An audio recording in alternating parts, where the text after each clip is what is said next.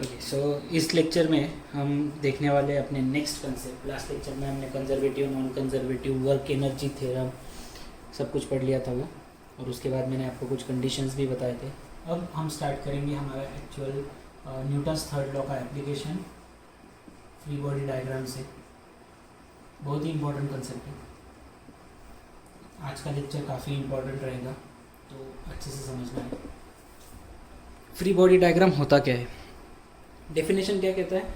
Free body diagram यानी ऐसा एक डायग्राम कि जिसमें हमें उस बॉडी पे एक्ट होने वाले सभी एक्सटर्नल फोर्सेस के बारे में पता चलेगा। ठीक है, सो डेफिनेशन क्या लिखा जाता है फ्री बॉडी डायग्राम का, diagram which shows all the external forces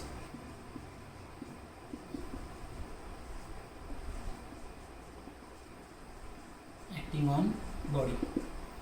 क्या लिखा हमने, एक्टिंग ऑन बॉडी लिख लो या एक्टिंग ऑन ऑब्जेक्ट। जितने भी एक्सटर्नल फोर्सेस बॉडी पे एक्ट हो रहे हैं, उन सभी फोर्सेस को जो डायग्राम हमें इंडिकेट करेगा, जो डायग्राम हमें शो करेगा, वो सारे forces, so that body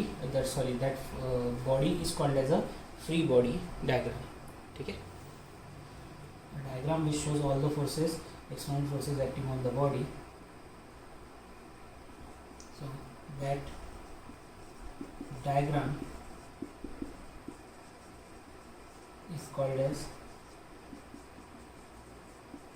free body diagram। उस डायग्राम को हम कौन सी डायग्राम कहते हैं, फ्री बॉडी डायग्राम।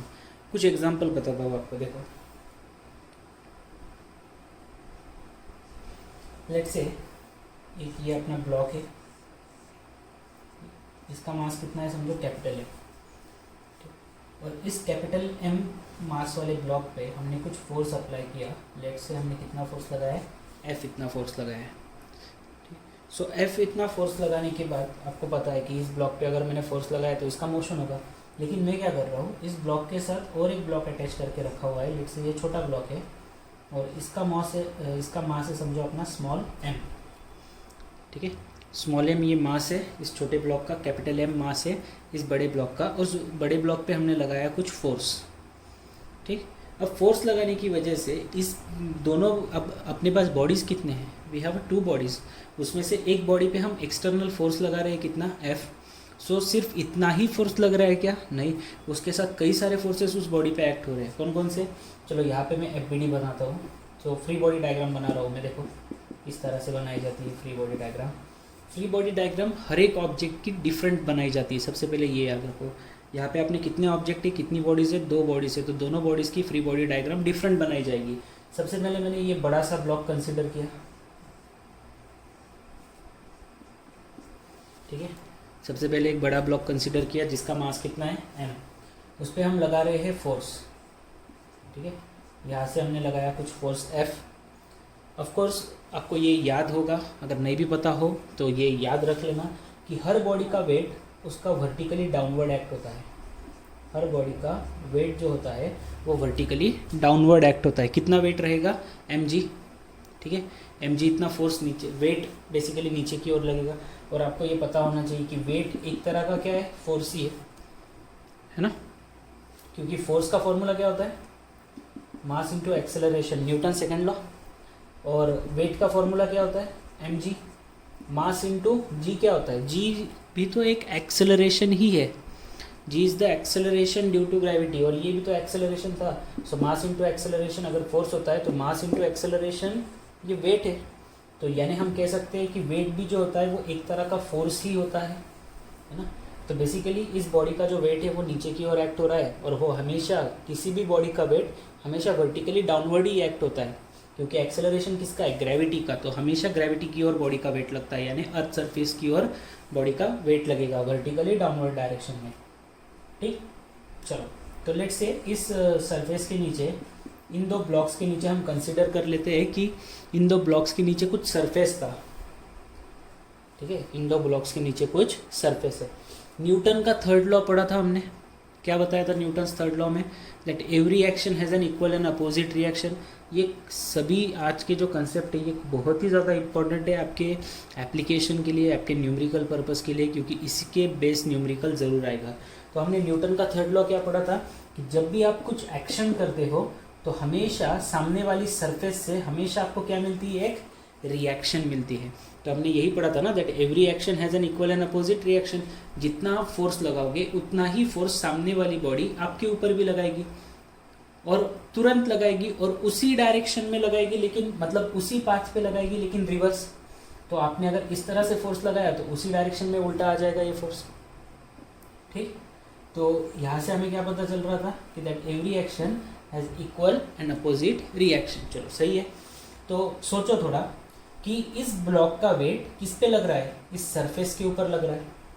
और न्यूटन का फर्स्ट लॉ क्या कहता है, न्यूटन का फर्स्ट लॉ ये कहता है कि जब भी आप किसी बॉडी पे फोर्स लगाओगे तो उस बॉडी का क्या होगा, मोशन होगा।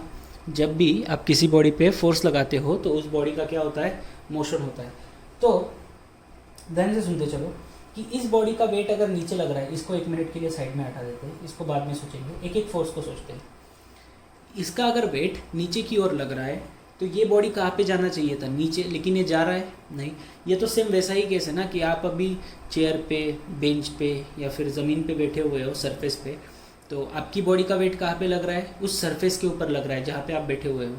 तो एक्चुअली होना क्या चाहिए था कि आप जो है वो सरफेस के साथ नीचे जाने चाहिए, क्योंकि फोर्स लग रहा है ना उस डायरेक्शन में, तो उस डायरेक्शन में फोर्स लग रहा है तो मोशन होना चाहिए था, लेकिन हो रहा है नहीं। क्यों, क्योंकि लेट्स से अगर ये आपका बॉडी है, सॉरी ये आपका सरफेस है, ठीक है, ऐसे बोल, और इस सरफेस पे अगर आप इस तरह से बॉडी रखते हो, ये वाली, ये बॉडी को आपने इस सरफेस पे रखा हुआ है, तो इसका वेट हमेशा कहाँ पे नीचे एक्ट होगा, कहाँ पे एक्ट होगा, नीचे की ओर। लेकिन according to Newton's third law, अब इस बॉडी ने ये कुछ एक्शन दिया है, किसको, इस सरफेस को, इस सरफेस के ऊपर ये बॉडी अपना वेट लगा रहा है, एक्शन दे रहा है, तो इस एक्शन को न्यूटन्स थर्ड लॉ के अकॉर्डिंग क्या मिलेगा, रिएक्शन मिलेगा। तो रिएक्शन ऊपर की ओर लगेगा। हमेशा मैंने क्या कहा था, reaction will always in a opposite direction. जिस डायरेक्शन में एक्शन लग रही है उस डायरेक्शन में रिएक्शन लगेगी। इसका मतलब क्या है कि इस ब्लॉक का वजन या फिर वेट कहाँ पे एक्ट हुआ, इस सरफेस पे, उस सरफेस ने क्या दे दी, रिएक्शन। कितनी रिएक्शन देगा, जितना वेट लगेगा, जितना नीचे की ओर एक्शन लगा उतना ही अपोजिट डायरेक्शन में रिएक्शन मिला। इसका मतलब ये होता है कि अगर आप अभी सरफेस पे बैठे हुए हो, फ्लोर पे बैठे हुए हो, तो आप फ्लोर पे जितना वजन अप्लाई कर रहे हो, जितना वेट अप्लाई कर रहे हो, उतना ही रिएक्शन आपकी बॉडी पे भी एक्ट हो रहा है। जो कौन दे रहा है, फ्लोर दे रहा है। So floor is also applying a same amount of force on your body. ठीक है, उसी वजह से तो हमारा मोशन नहीं हो रहा है, क्योंकि जितना वेट हमने नीचे लगाया उतना वेट बॉडी ने ऊपर लगा दिया, सरफेस ने ऊपर लगा दिया। सो दोनों फोर्स एक दूसरे को कैंसिल कर देते हैं, बॉडी का मोशन हुआ ही नहीं। अभी आप अगर ज़मीन पे खड़े हुए हो तो आप ज़मीन के नीचे थोड़ी ना चले जाओगे। According to Newton's first law तो यही कहता है ना कि फोर्स लगाओगे तो नीचे जाने चाहिए, मोशन होना चाहिए। तो उसके अकॉर्डिंग तो ऐसा होना चाहिए था कि आपकी बॉडी का वेट अगर नीचे लग रहा है तो आप ये ज़मीन के अंदर चले जाओ, ऐसा होना चाहिए था, लेकिन हो रहा है नहीं। क्यों, क्योंकि उसमें न्यूटन्स थर्ड लॉ लग जाता है।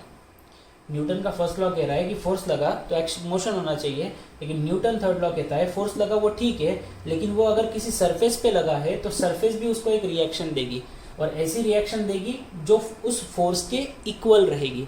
अगर यहाँ पे 50 न्यूटन का फोर्स लगता है तो सरफेस भी 50 देगा, यहाँ पे 100 का लगता है तो सरफेस भी 100 देगा, जितना आपने अप्लाई किया उतना।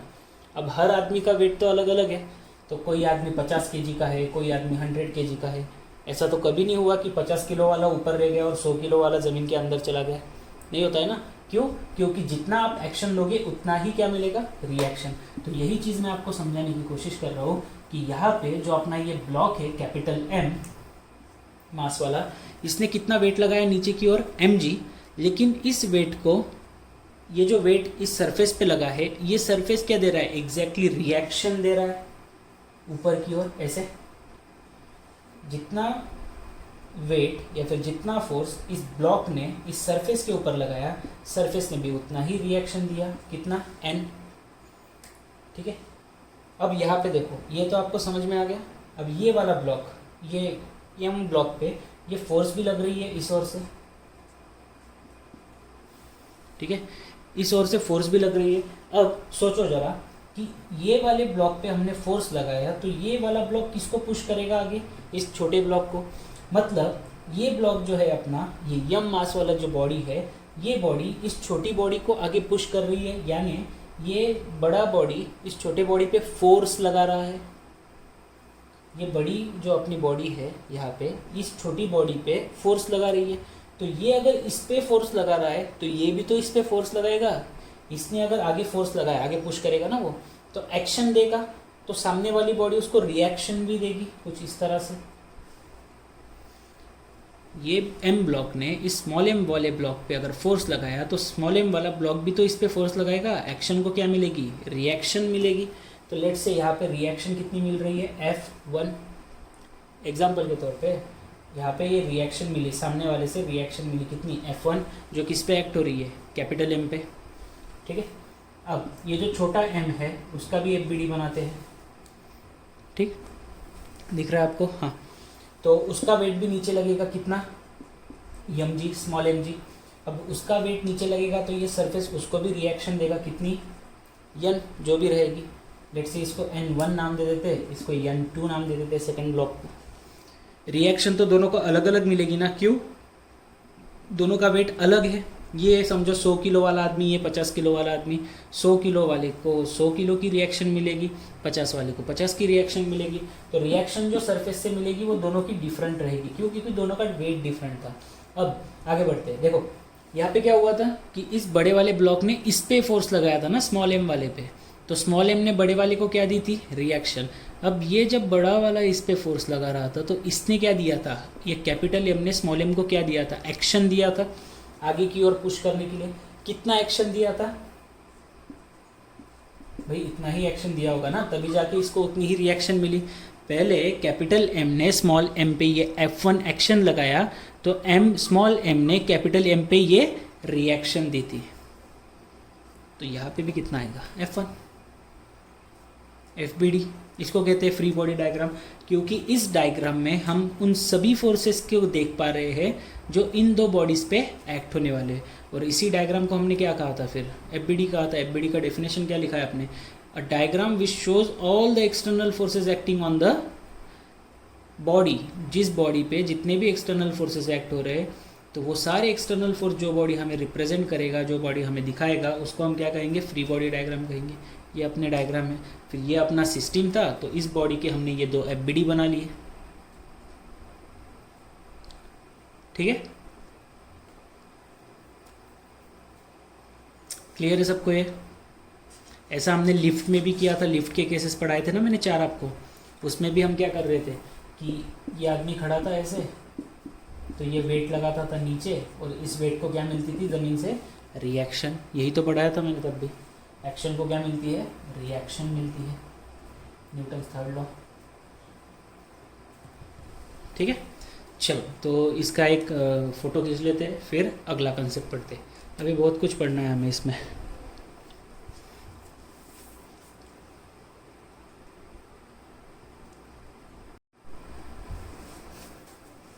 ओके चलो, तो अभी जो हमने पढ़ा FBD के बारे में, या फिर कैसे फोर्सेस बॉडीज़ पे ट्रांसफ़र होते हैं, उसी कंसेप्ट को आगे बढ़ाते हैं और पढ़ेंगे हम motion of bodies in contact. जो बॉडीज़ एक दूसरे के साथ कांटेक्ट में है, उनके बीच में मोशन कैसे होता है, motion of bodies in contact पढ़ते रहेंगे। ठीक है, स्टार्ट करें इसको। चलो, सो motion of bodies in contact का कंसेप्ट कैसे काम करेगा, देखो। लेट्स से हमने ये वाला एक बॉडी कंसीडर किया, छोटा कंसीडर करते हैं,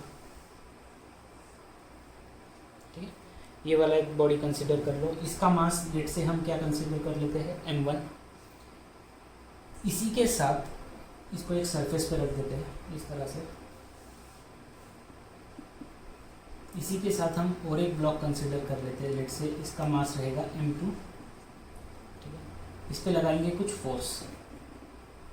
अब फोर्स लग रहा है तो मोशन तो होगा ही। कहाँ पे होगा मोशन, इस तरफ से फोर्स लग रहा है तो दोनों ब्लॉक आगे भी जाएंगे, यानी आगे की ओर मोशन होगा। ठीक है, आगे की ओर मोशन हो रहा है, इसका मतलब क्या कि एक्सेलरेशन की जो डायरेक्शन रहेगी वो किस ओर रहेगी, आगे की ओर।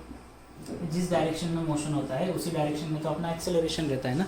आगे की ओर अगर मोशन हो रहा है तो एक्सेलरेशन भी आगे की ओर रहेगा। तो हमें क्या करना है, इन बॉडीज का अगर मोशन हो रहा है तो वो कैसे हो रहा है, उनके इक्वेशन क्या है, कौन कौन से फोर्सेस लग रहे हैं, सभी फाइंड आउट करना है। तो सबसे पहले क्या करोगे, एफबीडी बनाएंगे इनका, फ्री बॉडी डायग्राम। सबसे पहले ये ब्लॉक उठा लो, छोटा वाला M1, उस पर लगेगा इस ओर से फोर्स F, ठीक, वेट नीचे की ओर। लेकिन अब सुनो, जैसे मैंने आपको कहा था कि इसका वेट कहाँ पे लगेगा, M1G नीचे, इसकी नॉर्मल रिएक्शन कहाँ पे आ जाएगी, ऊपर। और मैंने क्या कहा था कि ये वेट, जितना वेट नीचे सरफेस पे लगाता है, सरफेस उतना ही रिएक्शन देता है। तो दोनों एक दूसरे को कैंसिल कर देते हैं, और दोनों एक दूसरे को कैंसिल कर रहे हैं। इसी वजह से M1 जो ब्लॉक है अपना, वो वर्टिकल डायरेक्शन में मोशन कर ही नहीं रहा है। जो अपना ब्लॉक है M1, वो सिर्फ कहाँ पे जा रहा है, आगे की ओर बढ़ रहा है ना। That M1 block is not moving in a vertical direction. तो इन बॉडी को मतलब इन फोर्सेस को बताने की ज़रूरत नहीं है। क्यों नहीं बताना है हमें, क्योंकि उनकी वजह से मोशन नहीं हो रहा है। जिन फोर्सेस की वजह से मोशन हो रहा है, उन्हीं फोर्सेस को हम रिप्रेजेंट करेंगे, ठीक है। तो ऑफकोर्स ये F सबसे ज़्यादा इंपॉर्टेंट फोर्स था, क्योंकि यही एक्सटर्नल फोर्स है जिसकी वजह से पूरा बॉडी मोशन में आने वाला है। तो यहाँ से आपको जैसे पता है कि M1 पे अगर फोर्स अप्लाई हुआ तो M1 किसको आगे पुश करने की कोशिश करेगा, M2 को। तो M2 पे वो कुछ फोर्स लगाएगा, ठीक है। लेट्स से उसने क्या कर दिया, कुछ फोर्स लगाया। आप चाहे तो F1 कंसीडर करो, मैं N कंसीडर कर लेता हूँ, जो रिएक्शन मिलेगी, या फिर आप F1 लगा लो, कोई दिक्कत नहीं। कितना फोर्स लगाया उसने, F1। तो ये M1 ब्लॉक ने M2 पे कितना फोर्स लगाया, F1। तो ये M2 भी M1 पे कितना लगाएगा, F1। एक्शन और रिएक्शन जो मिलती है वो इक्वल रहती है। हम ये मैं कब से कहते आ रहा हूँ ना, न्यूटन्स थर्ड लॉ, मैंने आपको वही पढ़ाया था, that every action has equal but opposite reaction. उतनी ही रिएक्शन मिलेगी लेकिन अपोजिट मिलेगी। तो यहाँ पे जो फोर्स लगेगा इस M1 ब्लॉक पे, वो कितना रहेगा, F1 रहेगा, ठीक है। और M1 ब्लॉक का मोशन कहाँ पे हो रहा है, आगे की ओर हो रहा है। तो एक्सेलरेशन की डायरेक्शन आगे की ओर जरूर बताओ। साथ में ये दूसरा वाला ब्लॉक M2, इसका भी एक बीडी बनाते हैं,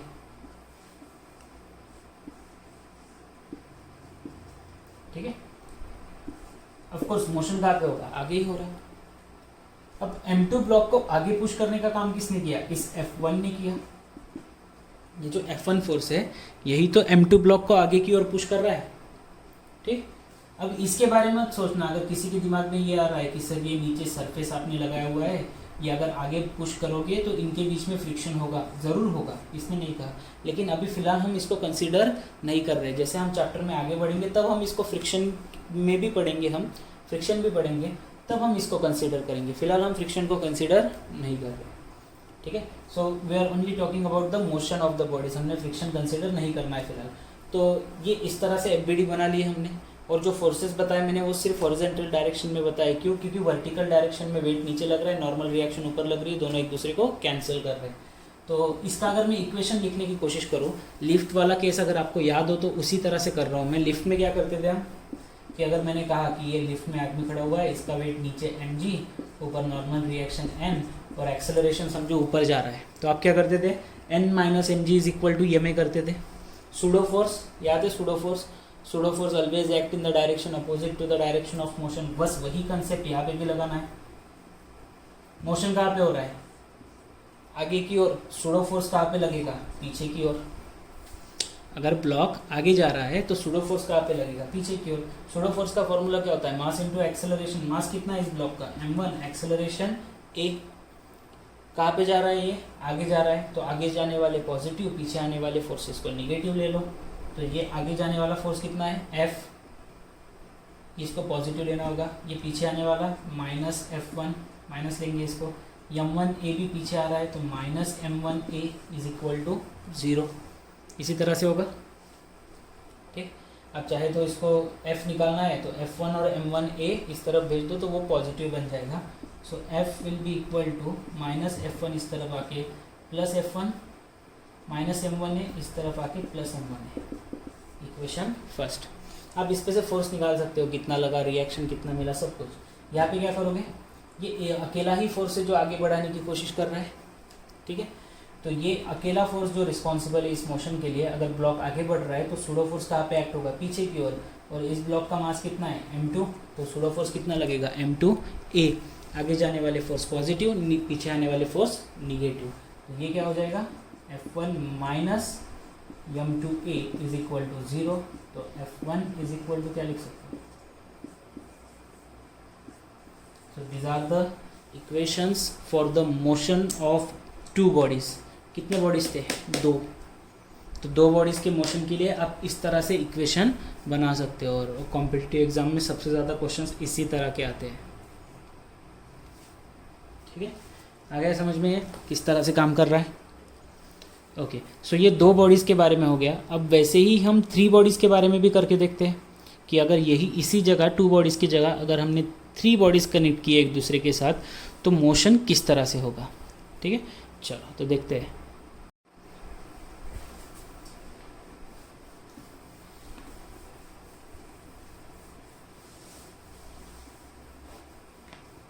ओके, सो यहाँ पे हम कनेक्ट करेंगे अब 3 बॉडीज़ को एक दूसरे के साथ, और किसी भी एक बॉडी पे आप एक्सटर्नल फोर्स लगा सकते हो। कंसेप्ट कुछ ज़्यादा चेंज नहीं होगा, बस अब 2 की जगह हम 3 बॉडीज़ के बारे में बात कर रहे हैं। सो जैसे लेट्स सी ये हमने सरफेस ले लिया, ठीक है, और इस सरफेस पे हमने रख दिए 3 ब्लॉक्स। लेट्स से इसका मास है m1, ये दूसरा ले लिया, इसका मास है m2, ये तीसरा ले लिया, इसका मास है m3। सो एक सरफेस लिया मैंने, उस सरफेस पे मैंने 3 बॉडीज़ को रख दिया है यहाँ पे, ये इस तरह से, ठीक है, और इस पे लगा रहा हूँ मैं फोर्स F। यहाँ पे कितना फोर्स लग रहा है? F इतना फोर्स अप्लाई हो रहा है। तो ये F फोर्स लगाने की वजह से ये जो तीनों बॉडीज़ है, ये तीनों की तीनों कहाँ पे जाने वाली है? आगे की ओर बढ़ेगी। यानी तीनों बॉडीज़ का m1 का m2 का m3 अगर तीनों आगे जा रही है तो तीनों का एक्सेलरेशन कौन सी डायरेक्शन में है? फॉरवर्ड डायरेक्शन में। यही डायरेक्शन रहेगी एक्सेलरेशन की, सिंपल। ठीक है, तो तीनों बॉडीज़ अगर आगे जा रही है तो एक्सेलरेशन की डायरेक्शन आगे की ओर रहेगी। अब एक एक बॉडी का FBD बना लो। सबसे पहले ये m1 वाला लेते हैं, ठीक है, सबसे पहले m1 वाला लेते हैं। m1 पे कितना फोर्स लग रहा है? F। यहाँ पे इस पे कितना फोर्स लग रहा है? F इतना फोर्स लग रहा है, ठीक। तो F इतना फोर्स लगने के बाद m1 पे F इतना फोर्स लगा है, तो आपको ये क्लियरली पता है कि इसका वेट तो नीचे एक्ट होगा, नॉर्मल रिएक्शन ऊपर एक्ट होगा। तो ब्लॉक अगर आगे की ओर जा रहा है तो ऊपर वर्टिकल डायरेक्शन में लगने वाले फोर्सेस का कोई रोल है ही नहीं। तो सिर्फ हॉरिजॉन्टल फोर्सेस की बात करो तो ये m1 m2 पे फोर्स लगाएगा, तो m2 उतना ही रिएक्शन m1 पे लगाएगा। सिमिलरली m2 m3 को आगे पुश करेगा तो m3 भी उतना ही रिएक्शन यहाँ पे देने वाला है, ठीक है। लेट्स से यहाँ पे एक्शन रिएक्शन कितना मिला? F1 F1, यहाँ पे F2 F2, ठीक है। तो m1 ब्लॉक पे जो रिएक्शन मिल रही है, m1 पे जो रिएक्शन लग रही है वो कितनी है? F1 की। और एक्सेलरेशन की डायरेक्शन कहाँ पे? आगे की ओर। m1 block, F force, F1 reaction, acceleration आगे की ओर। जैसे मैंने आपको बताया था, pseudo force always act in the direction opposite to the direction of motion. अपना जो m1 ब्लॉक का मोशन है वो आगे की ओर हो रहा है, तो सूडो फोर्स कहाँ पे लगेगा? पीछे की ओर। m1 है, मास इनटू एक्सेलरेशन, जो भी मास रहा वो लेना है। आगे जाने वाले को पॉजिटिव ले लो, पीछे आने वाले फोर्सेस को निगेटिव ले लो। So F minus F1 minus m1a is equal to 0। तो F इज इक्वल टू क्या हो जाएगा? माइनस F1 इस तरफ आके प्लस, माइनस m1a इस तरफ आके प्लस। सही है, चलो आगे बढ़ते हैं। इसमें अगर किसी को डाउट होगा तो ज़रूर पूछ लेना, मुझे व्हाट्सएप मैसेज करो, देखते हैं सॉल्व करेंगे आपका डाउट होगा तो। ये दूसरा ब्लॉक लिया हमने, मास कितना है इसका? m2, ठीक है। अब m2 ब्लॉक पे बेसिकली ये क्या अप्लाई हुआ? Force F1। यही तो फोर्स है जो इसको आगे पुश कर रहा है m2 को। तो यहाँ पे एक फोर्स लग रही है, कितनी? That force is F2, sorry F2 नहीं, फोर्स कितनी लग रही है? F1। इस m1 ब्लॉक ने m2 पे कितना फोर्स लगाया? F1 फोर्स लगाया। चलो सही है, m2 पे। अब m2 ने m3 पे फोर्स लगाया। अगर m1 ने m2 को आगे पुश किया तो m2 भी तो m3 को आगे पुश करेगा, और m3 को आगे पुश किया तो m3 m2 को क्या दे रहा है? एक रिएक्शन दे रहा है न्यूटन्स थर्ड लॉ के अकॉर्डिंग। और कितनी रिएक्शन मिल रही है यहाँ पे? F2 रिएक्शन मिल रही है। एक्सेलरेशन की डायरेक्शन ऑफकोर्स आगे की ओर रहेगी, जिस डायरेक्शन में फोर्स लग रहा है उसके अपोजिट में जिस डायरेक्शन में मोशन हो रहा है उसकी अपोजिट में सूडो फोर्स लगेगा। सूडो फोर्स कितना आएगा, m2 इंटू ए, मास इंटू एक्सेलरेशन। फिर से एक बार वही, आगे जाने वाले पॉजिटिव, पीछे आने वाले फोर्सेस को negative. F1 minus F2 minus M2A is equal to 0। तो F1 माइनस F2 को इस तरफ लाके प्लस कर दो, so plus F2 plus M2A। F1 is equal to क्या हो जाएगा, प्लस F2 प्लस M2A। मिल गया है फोर्स। जो भी हो, जो भी वैल्यू निकालना हो उसके अकॉर्डिंग हम कर सकते हैं फिर बाद में चेंजेस। मैं सिर्फ आपको बता रहा हूँ कि इक्वेशंस कैसे बनाई जाते हैं, ठीक है। चलो अब और तीसरा ब्लॉक भी ले लेते हैं। ये जो थर्ड ब्लॉक है यहाँ पे ड्रॉ करता हूँ। कितना मास है उसका, M3, ठीक है। कितना फोर्स लग रहा है उस पर, M3 पे कितना फोर्स लग रहा है, F2 के बराबर। F2 के बराबर फोर्स लगा, एक्सेलरेशन जाएगा आगे की ओर, ठीक है। इस ब्लॉक पे कितना फोर्स लग रहा है, M3 पे कितना फोर्स लगा, F2 के बराबर फोर्स लगा, और F2 की वजह से M3 ब्लॉक जो है वो A एक्सेलरेशन के साथ आगे जाएगा। अब एक्सेलरेशन A के साथ अगर वो आगे जा रहा है तो सूडो फोर्स कहाँ पे लगेगा, अपोजिट डायरेक्शन में। एक्सेलरेशन आगे की ओर था, बॉडी आगे की ओर जा रही थी, तो pseudo force will act in the direction opposite to the direction of motion. आगे की ओर फोर्स, पीछे की ओर सूडो फोर्स। आगे जाने वाले फोर्स को पॉजिटिव ले लो, पीछे आने वाले फोर्स को निगेटिव ले लो, इक्वल टू 0। माइनस M3A उस तरफ जाके plus, so F2 is equal to M3A। मिल गया, ठीक है। आप चाहे तो M1 M2 की फॉर्म में F1 की वैल्यू निकाल सकते हो, फिर वो यहाँ पे रख के F की वैल्यू ऑफ फाइंड आउट कर सकते हो। क्या कहा मैंने, देखो मैं ये कह रहा हूँ कि F2 इक्वल टू क्या मिला हमें, M3A। तो ये वैल्यू आप यहाँ पे रख सकते हैं। यहाँ पे रखने के बाद आपको F1 का वैल्यू मिलेगा। F1 का वैल्यू आप यहाँ पे रख सकते हो, तो यहाँ पे आपको F की वैल्यू मिलेगी in terms of mass and acceleration, ठीक है। In terms of mass and acceleration आपको अपनी F की वैल्यू मिल जाएगी, और उससे आप एक्सेलरेशन की वैल्यू निकाल सकते हो, ठीक है। उसका यूज़ करके आप एक्सेलरेशन की वैल्यू फाइंड आउट कर सकते हो, ठीक। कैसे करनी है मैं बताता हूँ अभी, देखो। अब देखो क्या कहा मैंने, F2 का वैल्यू इसमें पुट कर दो। सो F1 इज इक्वल टू क्या था अपना, F2 प्लस M2A। तो F2 की जगह M3A रख दो। M3A plus M2A is nothing but F1, और यही F1 का वैल्यू इसमें रख दो। वी नो दैट कि F इज इक्वल टू क्या है, F1 प्लस M1A है। तो F is equal to F1 की जगह हम रखेंगे M3A plus M2A plus M1A। तीनों में कॉमन क्या दिख रहा है आपको, A कॉमन दिख रहा है। A कॉमन कर दिया तो ब्रैकेट में आ जाएगा M1 plus M2 plus M3, ठीक है। यहाँ से क्या निकल सकता है भाई, यहाँ से एक्सेलरेशन की वैल्यू निकल सकती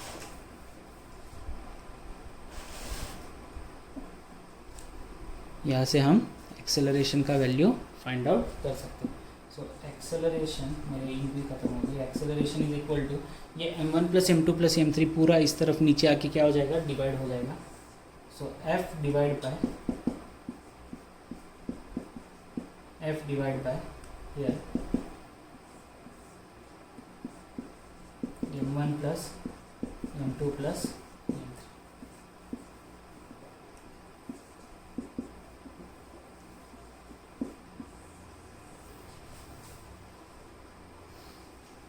ये अपना इक्वेशन रहेगा, ठीक है।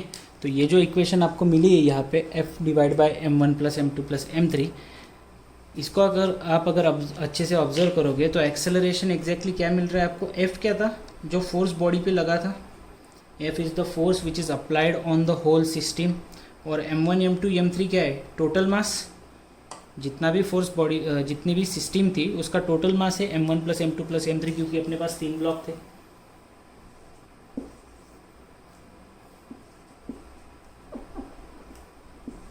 तो A इज इक्वल टू क्या लिखा हमने,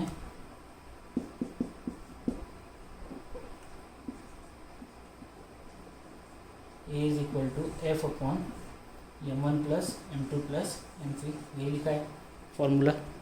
ठीक, तो F क्या है अपना, F is nothing but net force, जो भी बॉडी पे नेट फोर्स लग रहा है वो net force divide by total mass. Formula याद रखना, कई जगह पे यूज़ करेंगे हम आगे। एक्सेलरेशन का फॉर्मूला क्या है, net force upon total mass. और वैसे भी अगर देखा जाए तो न्यूटन सेकंड लॉ यही था ना, force is equal to mass into acceleration. तो एक्सेलरेशन इज इक्वल टू क्या लिखते थे हम, फोर्स अपॉन मास। बस ये फोर्स जो है वो कौन सा फोर्स है, that force is a net force. Net force यानी टोटल फोर्स, ठीक है, जो बॉडी पे अप्लाई हो रहा है। डिवाइड में क्या करना है, टोटल बॉडी का मास, जितना भी जो कुछ भी मास हो वो सभी मास आपको ऐड करना होता है। ठीक है, सो इस कंसेप्ट को यहाँ पे ख़त्म करते हैं। और अगली लेक्चर में मैं आपको पुलिस की कंडीशन बताऊंगा कि जब हम पुली के साथ खेलते हैं, पुली के साथ हम बॉडीज़ को अटैच करते हैं तो क्या होता है। अब यहाँ पे हमने डायरेक्ट दो बॉडीज़ के बीच में कांटेक्ट देखे। अगली बार नेक्स्ट लेक्चर में हम दो बॉडीज़ के बीच में रस्सी लगाएंगे यानी स्ट्रिंग लगाएंगे। तो जब एक बॉडी को खींचेंगे तो वो स्ट्रिंग में टेंशन लगाएगा, फिर वो दूसरी को खींचेगा। उस तरह के केसेस में क्या होता है। ठीक है, तो आज का लेक्चर ये ख़त्म करते हैं। नेक्स्ट लेक्चर में मिलते हैं विथ नेक्स्ट कंसेप्ट। ये सब कुछ अच्छे से लिख के रखना, आपके टेक्स्ट बुक में, बोर्ड की टेक्स्ट बुक में नहीं है, लेकिन कॉम्पिटिटिव एग्ज़ाम की पर्पज़ से बहुत ज़्यादा इंपॉर्टेंट कंसेप्ट है ये। ठीक है, चलो विल स्टॉप हियर।